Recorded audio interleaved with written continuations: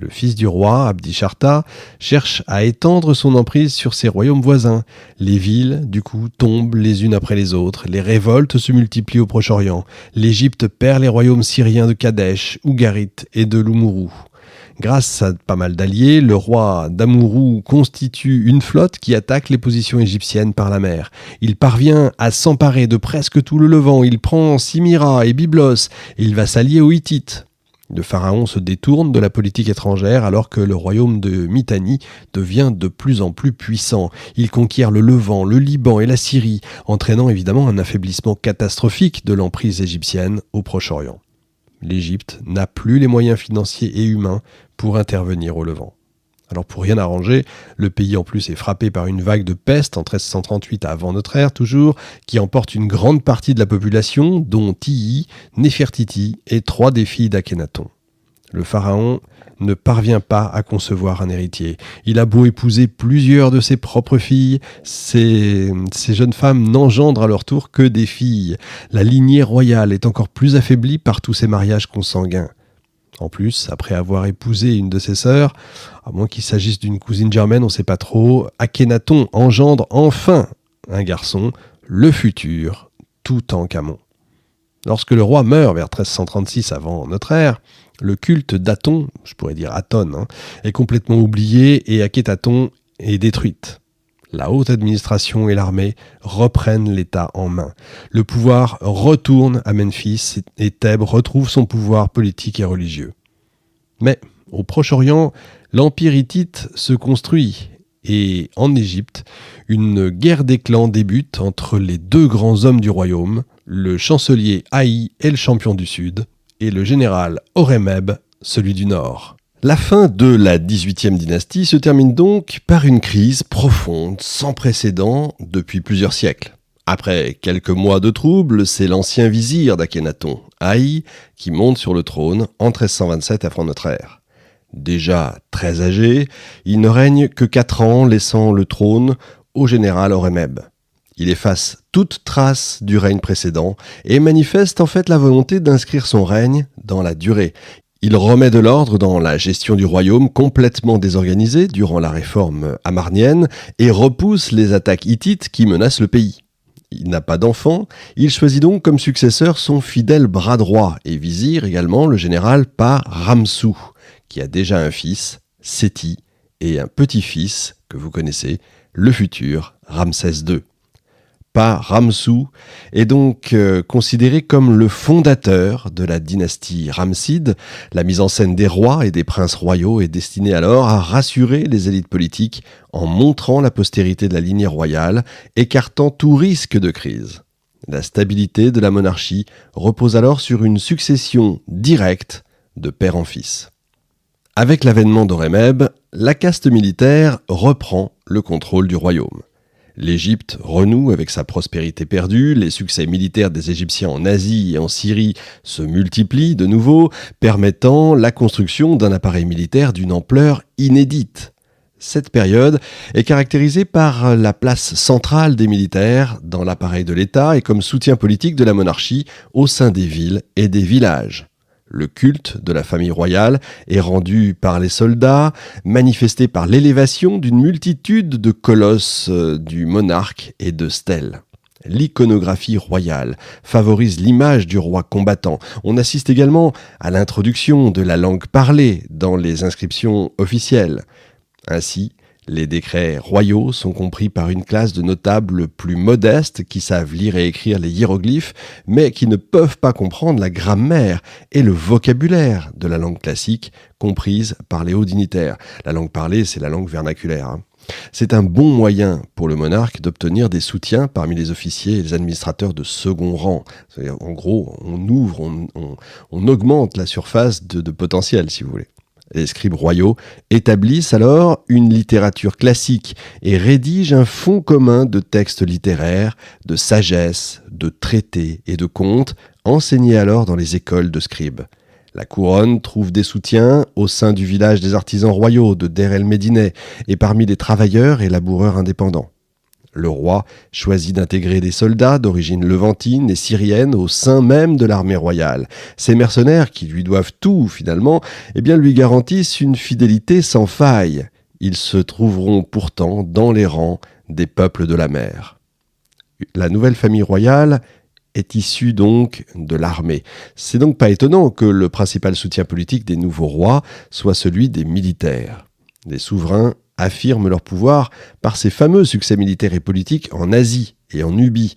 Et oui, le pouvoir par la victoire, si vous voulez. Les soldats occupent donc une place centrale dans l'appareil de l'État. Le successeur d'Horemheb, Ramsès Ier, est le fils de l'officier Séti, et c'est l'héritier d'une famille de militaires qui a servi les derniers Toutmosides. Il effectue une brillante carrière dans l'armée, devenant tour à tour surintendant des écuries royales, chef des chars et chef des archers. Il marie son fils, Séti, à la dame Touy, dont le père sert dans un autre corps d'élite de l'armée, la charrerie. L'armée prend donc le contrôle de la monarchie. Les deux nouveaux souverains ont besoin du soutien des militaires pour se maintenir évidemment au pouvoir. Le culte des statues des rois Horemheb et Ramsès Ier, ainsi que les nombreuses stèles élevées à leur gloire, témoignent du culte rendu encore une fois aux colosses royaux par les soldats des garnisons. Ce culte est assuré par un clergé spécifique. La statue royale représente le cas du roi. Elle reçoit un nom et des offrandes. Elle est honorée comme étant l'émanation même du roi. Elle est donc une image sacrée, digne de recevoir un culte. L'iconographie royale favorise l'image du roi guerrier. Le souverain est le plus souvent représenté sur le champ de bataille, coiffé de la couronne bleue, y compris lors des scènes de culte et des processions. Le pharaon aime être figuré au milieu de ses troupes, évidemment. Il n'hésite pas à se jeter même dans la mêlée. Les soldats, actifs ou retraités, forment alors une classe monarchiste dont la vie et les promotions sont directement liées à la politique royale. Le roi fait élever de nombreux monuments à sa gloire et pour rendre hommage aux divinités. Mais aussi, il tient à ce que les textes sacrés qui accompagnent les reliefs soient compris par l'ensemble des dignitaires, même de conditions modestes. Et donc il choisit d'abandonner l'égyptien classique, uniquement parlé et compris par les prêtres et les hauts dignitaires, comme je vous le disais tout à l'heure, pour le remplacer par le néo-égyptien, qui est donc la langue parlée couramment dans le pays. Il espère comme ça élargir donc le lectorat des textes, des façades des temples, des stèles et des statues qui se multiplient évidemment dans le pays. Les textes sacrés et les décrets royaux peuvent alors être lus par tous ceux qui ont appris à lire et à écrire pour des besoins professionnels, qu'ils soient officiers, administrateurs de second rang ou encore contremaîtres. Les 18e et 19e dynasties correspondent donc à ce qu'on appelle l'âge d'or de l'art égyptien. Les réalisations artistiques de cette période manifestent un certain goût pour le faste, le luxe. Les techniques asiatiques sont adoptées par les artisans égyptiens. L'architecture prend une ampleur inégalée. L'exemple le plus illustre, évidemment, c'est le temple d'Amon à Karnak. En son centre, vous avez une chapelle qui abrite le Naos, où est conservée la statuette et la barque du dieu, uniquement sortie du sanctuaire au moment des processions. Elle est entourée de chambres, consacrées au culte des divinités secondaires ou étrangères. L'extérieur se compose de stalles hypostyles et d'une cour. La porte est flanquée de 2 pylônes de pierre massif. Le sanctuaire comprend également un puits, des institutions cultuelles, les logements des prêtres, des greniers et des magasins. L'action du clergé est donc primordiale parce qu'elle permet le maintien de la création en stimulant l'action divine, garante bien sûr du maintien de l'équilibre du monde. Les prêtres nourrissent, purifient la statue, ce qui lui facilite sa tâche cosmique, si vous voulez. Chaque pharaon du Nouvel Empire se doit d'agrandir et d'embellir le temple de Karnak. Thoutmôsis III remplace le pilier par la colonne végétale, elle-même supplantée sous le règne d'Aménophis II par la colonne papyriforme. Une révolution s'enclenche dans le domaine funéraire. Aménophis Ier décide de rompre avec la tradition du Moyen Empire. Il sépare la tombe du temple funéraire. Il est le premier pharaon à être inhumé dans la vallée des rois, je l'ai déjà dit. Le tombeau débute par un corridor qui s'élargit pour laisser la place à plusieurs chambres, dont celle qui renferme le sarcophage et le mobilier funéraire. Quant au temple funéraire lui-même, il est bâti un peu plus loin, sur l'autre rive du Nil. Le Nouvel Empire est aussi marqué par l'épanouissement de la peinture. Les fresques des tombes manifestent une joie de vivre, un goût du détail, de la réalité, l'amour de la nature aussi, on le voit sur toutes les fresques. Les parois s'ornent de scènes de chasse, de repas funéraires, d'ambassades étrangères, de cortèges de prisonniers. Tous les aspects en fait de la vie quotidienne, la vie de cour, le chatoiement des étoffes, de reflets, de bijoux, la beauté des femmes aussi, le charme de la danse, tout ça est rendu avec un plaisir évident, une gamme chromatique qui joue sur les nuances et qui nous sont restées bien sûr. Tout ça témoigne d'une époque heureuse, d'une époque prospère. La statuaire aussi évolue. La statuaire royale reflète un profond art de cour qui recherche l'éclat, là encore, extérieur, tout en manifestant une grande spiritualité. La statuaire privée se caractérise, elle, par l'apparition de la statue cube et par des portraits réalistes comme celui de la reine Tilly, qui provient du Fayoum.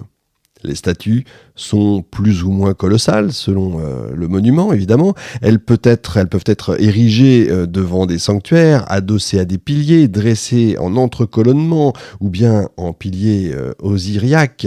On cherche les proportions en fait les plus harmonieuses entre la statue et le monument. L'art statuaire va petit à petit décliner sous le règne de Ramsès III.